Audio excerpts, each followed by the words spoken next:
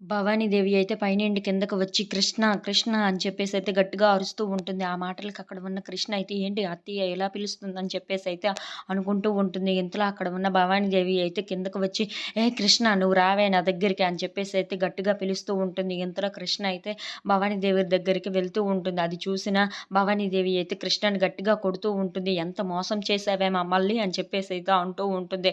ఆ మాటలకు అక్కడ ఉన్న ఆదర్శ్ అయితే ఏం జరిగిందా అని చెప్పేసైతే భవానీదేవి దగ్గర ఉన్న పేపర్స్‌ని అయితే తీసుకొని చదువుతూ ఉంటాడు. ఇంతలో అక్కడ ఉన్న ఆదర్శ్ అయితే ఎంత మోసం చేశావు ఇంట్లో ఉన్న వాళ్ళందరూ నీకు పిల్లలు పుడతారని నిన్ను నెత్తి మీద పెట్టుకొని వీళ్ళందరూ చూసుకున్నారు కదా! ఆ మాటకి నువ్వెంత మోసం చేశావు ఇంట్లో ఉన్న వాళ్ళందరిని అని చెప్పేసైతే కృష్ణని తిడుతూ ఉంటాడు. ఇంతలో అక్కడ ఉన్న రేవతి అయితే ఏం జరిగింది ఆదర్శ్ నువ్వు క్లియర్‌గా చెప్పు అని చెప్పేసైతే అడుగుతూ ఉంటుంది. మీరందరూ కృష్ణకి పిల్లలు పుడతారు అని నెత్తి మీద పెట్టుకొని ఊరేగుతున్నారు కదా! తనకి ఏ కడుపు లేదు, కాకరకాయ లేదు. తినకి పిల్లలే పుట్టరు అసలు.